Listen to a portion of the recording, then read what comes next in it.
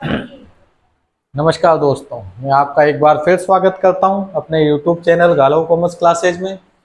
Galav commerce classes की class 12 accountancy में जो हमारा कंपनी का टॉपिक चल रहा है, उसमें मैं आज आपको पढ़ाऊंगा बैलेंस शीट तैयार करना। जनरल एंट्रीज करके एक क्वेश्चन को मैंने आपको सॉल्व कराया था लास्ट क्लास में, वही क्वेश्चन है। उसी क्वेश्चन की हम अब बैलेंस शीट तैयार करेंगे। और मैंने आपसे एक वादा किया था कि अगर आप रेगुलर क्लास ज्वाइन कर रहे हैं, मेरी हर बात को ध्यान से सुन रहे हैं, समझ रहे हैं, मैं आपको बैलेंस शीट का वो कॉन्सेप्ट बताऊंगा कि आपकी बैलेंस शीट हर बार मैच होगी, कभी भी आप बैलेंस शीट में डिफेक्ट नहीं खाएंगे। तो मैं आज आपको, मैंने खुद ने जो बैलेंस शीट बनाने के रूल्स बना रखे हैं, वो रूल्स आपको एक बार सिखाऊंगा और उससे बैलेंस शीट आपको बना के बताऊंगा। दुनिया का कोई सा भी कंपनी का क्वेश्चन आ जाए, आपकी बैलेंस शीट हमेशा एक्यूरेट बनेगी और दोनों तरफ का जो टोटल होता है हर बार सेम आए। तो टाइम खराब नहीं करते हुए हम अपनी क्लास को कंटिन्यू करते हैं और मैं आपको बैलेंस शीट बनाना बताता हूँ। बच्चों, कभी भी कोई भी कंपनी का क्वेश्चन आ जाए, आप जनरल एंट्रीज तो कर ही देंगे, उसके बाद आपको बैलेंस शीट बनानी है। तो बैलेंस शीट के ऊपर हमने लिख दिया एज ऑन डेट ऑफ, जिस भी तारीख को हम बैलेंस शीट बना रहे हैं।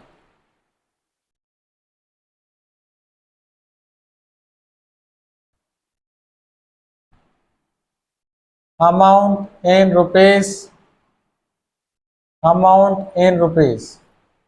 बच्चों, हमारे पास स्पेस कम है, इसलिए हम इस फॉर्म में बैलेंस शीट बना रहे हैं, वर्टिकल फॉर्म। बैलेंस शीट का मेन कॉन्सेप्ट आज समझ लें। जब भी हमें बैलेंस शीट बनानी है, रूल्स रेगुलेशन, मैं आपको डायरेक्ट एक बात कह रहा हूं, जिसका डेबिट बैलेंस ज्यादा हो वह एसेट्स, जिसका डेबिट ज्यादा होगा उसे आपको एसेट साइड में लिखना है, और जिसका क्रेडिट का टोटल ज्यादा होगा उसे आपको लायबिलिटी साइड में लिखना है। यह कॉन्सेप्ट आप ध्यान रखो। केवल एक लाइन के बेस पे मैं बैलेंस शीट बनाना सिखा रहा हूं। बच्चों, मैं खुद साइंस मैथ से कॉमर्स में आया था, मैंने अपने खुद के कॉन्सेप्ट निकाले हैं और बाद में जब उस पर मैंने आगे स्टडी की तो वो कॉन्सेप्ट सटीक बैठे हैं, बिल्कुल सही फिट हुए हैं। जिसका डेबिट का टोटल ज्यादा आएगा वो एसेट साइड में लिख दो, और जिसका क्रेडिट का टोटल ज्यादा आएगा उसे आप लायबिलिटी साइड में लिख दो। मात्र केवल ये दो लाइनें आप याद रखो, आपकी बैलेंस शीट बन जाएगी। एक बार फिर मैं रिपीट कर रहा हूं, जिस अकाउंट का डेबिट बैलेंस का टोटल ज्यादा आ रहा है उसे हमें एसेट्स में लिखना है, और जिस अकाउंट का क्रेडिट बैलेंस का टोटल ज्यादा आ रहा है उसे आपको लायबिलिटीज में लिखना है। पहला रूल, जिसका डेबिट टोटल ज्यादा आ रहा हो उसे एसेट्स में लिखना है, और जिसका क्रेडिट टोटल ज्यादा आ रहा हो उसे लायबिलिटीज में लिखना है। शॉर्ट फॉर्म में मैंने यहाँ पे लिख दिया, जिसका डेबिट टोटल ज्यादा है, डेबिट साइड का टोटल जिस अकाउंट का ज्यादा आएगा उसे हम एसेट्स में लिखेंगे, और जिस अकाउंट का क्रेडिट साइड का टोटल ज्यादा आएगा उसे हम लायबिलिटीज में लिखेंगे। क्वेश्चन से अभी क्लियर होने वाला है। दूसरा रूल, अगर अंशों का हरण कर लिया गया है, in case of forfeited of shares, अगर अंशों का हरण कर लिया गया है तो जो कॉल्स इन एरर्स होती है उसे हम बैलेंस शीट में कहीं भी नहीं लिखेंगे। अगर अंशों का हरण कर लिया गया है in case of forfeited share, in case of forfeited share, तो ऐसी कंडीशन में जो कॉल्स इन एरर्स का अमाउंट है उसे बैलेंस शीट में कहीं भी नहीं लिखना है। और अगर अंशों का फॉरफिटेड नहीं किया गया है तो जो कॉल्स इन एरर्स होगी उसे हम कैपिटल में से माइनस करके लिखेंगे। ये चीज ध्यान रख लो, आपकी बैलेंस शीट मिल जाएगी।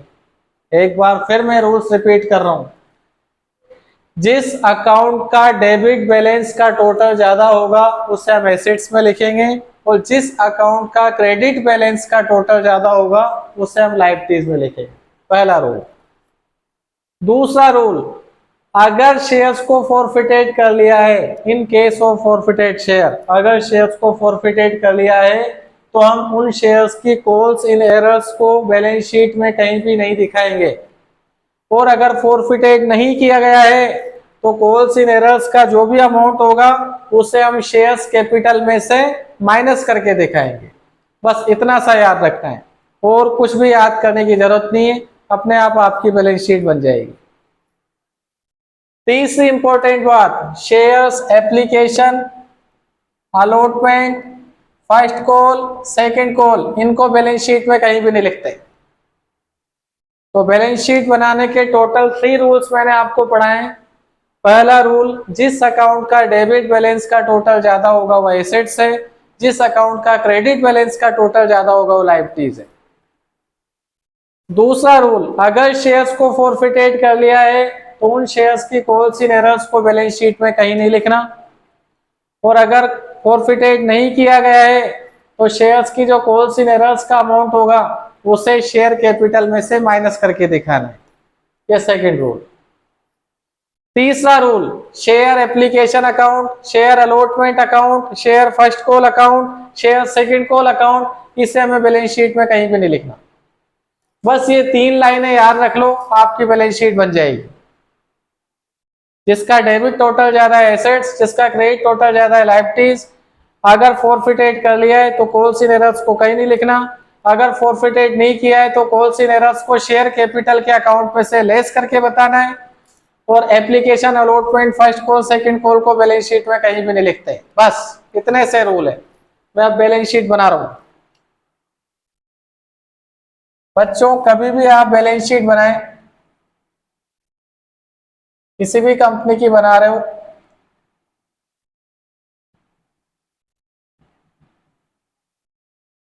हम लायबिलिटीज साइड में लिख रहे हैं। सबसे पहले ऑथोराइज शेयर कैपिटल लिखेंगे। ऑथोराइज शेयर्स कैपिटल, अगर क्वेश्चन में दे रखी है अधिकृत अंश पूंजी तो उसका अमाउंट लिख दो, और नहीं दे रखी है तो डैश डैश करके एक लाइन निकाल, डैश डैश डैश करके एक लाइन खींच दो। अगर ऑथोराइज शेयर कैपिटल क्वेश्चन में दे रखी है, गिवन है, तो हम उसे उसका अमाउंट लिख देंगे। गिवन नहीं है तो ऑथोराइज शेयर कैपिटल लिख के डैश डैश डैश लिख दोगे। उसके बाद issued and subscribe shares capital लिखना है। ये फॉर्मेलिटीज होती है, ये लिखना है। अब अपने रूल पे आ जाओ। जिसका डेबिट टोटल ज्यादा होगा वो एसेट्स है, जिसका क्रेडिट टोटल ज्यादा होगा वो लायबिलिटीज है। अगर शेयर्स को फॉरफिटेड कर दिया है तो एरर्स को हम नहीं लिखेंगे। और application, allotment, first call, second call को बैलेंस शीट में नहीं दिखाएंगे। क्लियर? तो अब हम हमारे रूल लगा रहे हैं। सबसे पहले हमें कौन सा अकाउंट दिखाए? Bank account. तो बैंक के डेबिट साइड में लिख रहा है 60,000 रुपए, डेबिट साइड में 60,000 लिख रहा है, हमने यहाँ लिख दिया समझने के लिए। डेबिट साइड में 60,000। फिर आप दोबारा बैंक देखो, केवल बैंक अकाउंट को चेक कर रहे हैं। क्रेडिट है 0, कोई बात नहीं। बैंक के डेबिट में 16,000 लिख रहा है, वो भी लिख दिया डेबिट साइड में। अभी हम बैंक अकाउंट की बात कर रहे हैं। फिर बैंक देखो, बैंक के डेबिट साइड में 24,000 लिखा हुआ है, वो भी लिख दिया। केवल बैंक अकाउंट चेक कर रहे हैं। एक एक अकाउंट को लेंगे, जिसका डेबिट ज्यादा होगा उसे एसेट्स में लिख देंगे, जिसका क्रेडिट ज्यादा होगा उसे लायबिलिटीज में लिख देंगे। ये लायबिलिटीज साइड है और नीचे एसेट साइड है।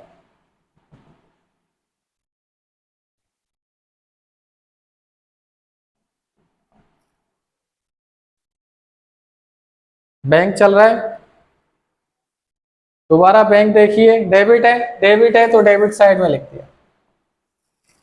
फिर दोबारा बैंक देखो, कहीं नहीं आ रहा। सबसे पहले हमने बैंक अकाउंट देखा, अगर डेबिट में आ रहा था तो डेबिट लिख दिया, क्रेडिट में कुछ है ही नहीं तो आप टोटल लगाएं। 1,22,000 रुपए डेबिट में ही है, क्रेडिट का तो कुछ भी नहीं है, तो डेबिट ज्यादा है ना। बैंक अकाउंट को हमने चेक किया, डेबिट है, लिख लिया। फिर दोबारा देखा, क्रेडिट में 0 है, कुछ नहीं लिखा। फिर देखा डेबिट में 16,000 है, लिख लिया। फिर डेबिट में 24 है, लिख लिया। फिर डेबिट में 22 है, लिख लिया। क्रेडिट में कुछ है ही नहीं, तो डेबिट साइड का टोटल 1,22,000, क्रेडिट साइड में 0।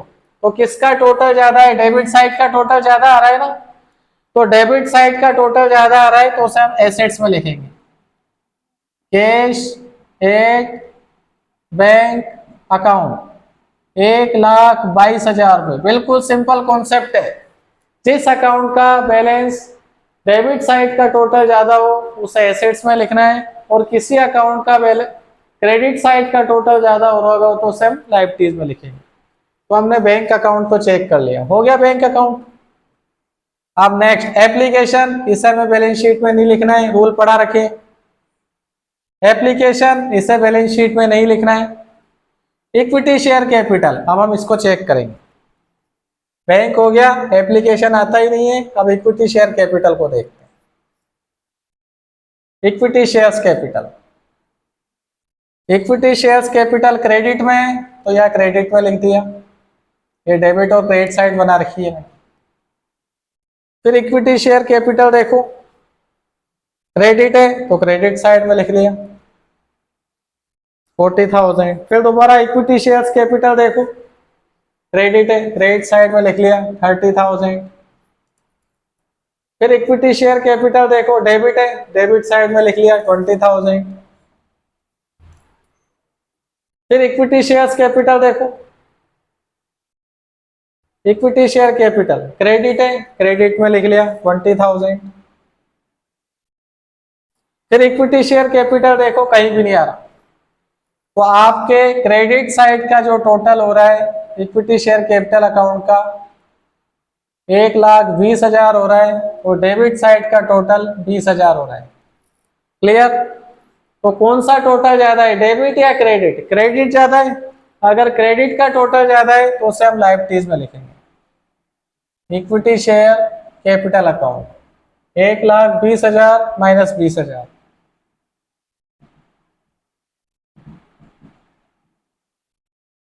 क्लियर?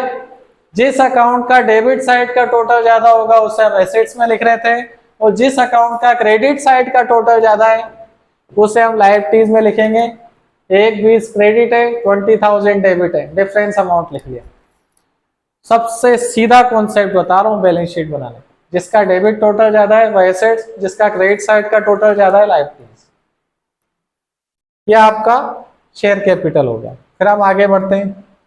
बैंक हो गया, एप्लीकेशन लेना ही नहीं है। कैपिटल हो गया, बैंक हो गया, अलॉटमेंट लेते ही नहीं है।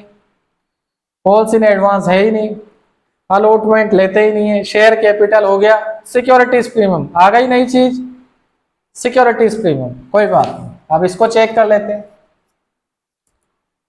सिक्योरिटीज प्रीमियम क्रेडिट है तो क्रेडिट साइड में लिख दिया 10,000। फिर देखो सिक्योरिटीज प्रीमियम डेबिट में आ रही है 2,000। फिर देखो सिक्योरिटीज प्रीमियम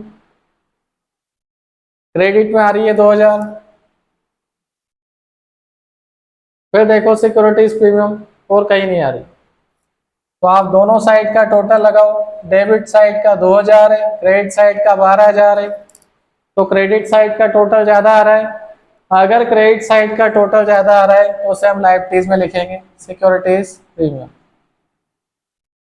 क्रेडिट साइड में 12,000, डेबिट साइड का 2,000, तो डिफरेंस 10,000। क्लियर? जिसका डेबिट टोटल ज्यादा है वो एसेट्स में, जिसका क्रेडिट टोटल ज्यादा है वो लायबिलिटीज में। आगे बढ़ो, यहां तक हो गया था। अब कॉल्स इन एरर्स, तो कॉल्स इन एरर्स को शेयर कैपिटल में से लेस करके लिखते हैं, इसलिए मैंने इसे अभी अंदर ही लिखा था। लेकिन एक रूल भी बढ़ाया था। वैसे तो कॉल्स इन एरर्स को शेयर कैपिटल में से एडजस्ट करके लेस करके लिखना है, लेकिन अंशों का हरण कर लिया गया है। इसमें फॉरफिटेड वाला सवाल है, हरण कर लिया गया है तो कॉल्स इन एरर्स को हम कहीं भी नहीं लिखेंगे। तो इसमें अंशों का हरण कर लिया गया है, इसलिए कॉल्स इन एरर्स को हम बैलेंस शीट में कहीं भी नहीं लिखेंगे। अगर फॉरफिटेड नहीं होता तो इस कॉल्स इन एरर्स का जो ये अमाउंट है इसे शेयर कैपिटल में से माइनस करके हम लिखते हैं। हरण कर लिया है तो कॉल्स इन एरर्स को नहीं लिखेंगे। फॉरफिटेड नहीं किया है तो हम लेस करते हैं। यहाँ तो फॉरफिटेड हो रहा है ना, इसलिए कॉल्स इन एरर्स को हम बैलेंस शीट में कहीं भी नहीं लिखेंगे। अगर ये फॉरफिटेड नहीं हो रहा होता तो हम इस कॉल्स इन एरर्स के जो ये अमाउंट है इसे शेयर कैपिटल में से माइनस करके हम लिखते हैं। क्लियर? अभी हमें कुछ लेस करने की जरूरत नहीं है क्योंकि शेयर्स का हरण हो रहा है, फॉरफिटेड कर रखा है। तो एरर्स भी खत्म, अलॉटमेंट आता ही नहीं है, फर्स्ट कॉल कहीं आता ही नहीं है, बैंक हो गया, एरर्स नहीं लिखना है, फर्स्ट कॉल हो गया, शेयर कैपिटल हो गया, प्रीमियम हो गया, अलॉटमेंट और फर्स्ट कॉल हो गया। अब शेयर फॉरफिटेड अकाउंट को देखना है, बाकी सब हो चुका है। यहां तक का शेयर फॉरफिटेड अकाउंट को चेक करते हैं। First call, second call, allotment सब हो चुके हैं। फॉरफिटेड क्रेडिट है तो हमने क्रेडिट साइड में लिख लिया रफ में। फिर देखो फॉरफिटेड डेबिट है 12,000, डेबिट साइड में लिख लिया। तो डेबिट और क्रेडिट दोनों साइड का टोटल बराबर आ रहा है, ना तो डेबिट ज्यादा है ना क्रेडिट ज्यादा है, तो हम नहीं लिखेंगे। जिसका डेबिट ज्यादा होगा उसे ही एसेट्स में लिखना है, जिसका क्रेडिट ज्यादा होगा उसे ही लायबिलिटीज में लिखना है। ये दोनों इक्वल आ रहे हैं, कहीं नहीं लिखेंगे। आगे बढ़ते हैं। फॉरफिटेड के बाद आगे बढ़ो। बैंक हो चुका है, इक्विटी शेयर कैपिटल हो चुका है, सिक्योरिटीज प्रीमियम भी आ चुकी है, फॉरफिटेड शेयर्स भी हो चुका है। कैपिटल रिजर्व केवल क्रेडिट है और कहीं आ ही नहीं रहा, केवल क्रेडिट है तो क्रेडिट ही ज्यादा है और क्रेडिट साइड का टोटल ज्यादा है तो लायबिलिटीज में लिख देंगे कैपिटल रिजर्व 12,000, और कुछ बचा ही नहीं। आप टोटल लगा के देख लो, लायबिलिटीज साइड का टोटल 1,22,000 आ रहा है और एसेट साइड का टोटल भी 1,22,000 आ रहा है। ये आपकी बैलेंस शीट मैच हो गई। बच्चों इससे सीधा कॉन्सेप्ट आपको कहीं भी नहीं मिलेगा। जिसका एसेट साइड का टोटल ज्यादा है, डेबिट साइड का टोटल ज्यादा है वो एसेट्स, जिस अकाउंट का क्रेडिट साइड का टोटल ज्यादा है वो लायबिलिटीज। अगर शेयर्स को फॉरफिटेड कर रखा है तो कॉल्स इन एरर्स को कहीं नहीं लिखना, अगर शेयर्स को फॉरफिटेड नहीं कर रखा है तो कॉल्स इन एरर्स को शेयर कैपिटल में से माइनस करके लिखना है। क्लियर? यही कॉन्सेप्ट है। आज की क्लास को बच्चों यही कंप्लीट करते हैं। कल फिर एक दो क्वेश्चन मैं आपको और बताऊंगा। कल फिर मिलेंगे, तब तक के लिए जय हिंद जय भारत।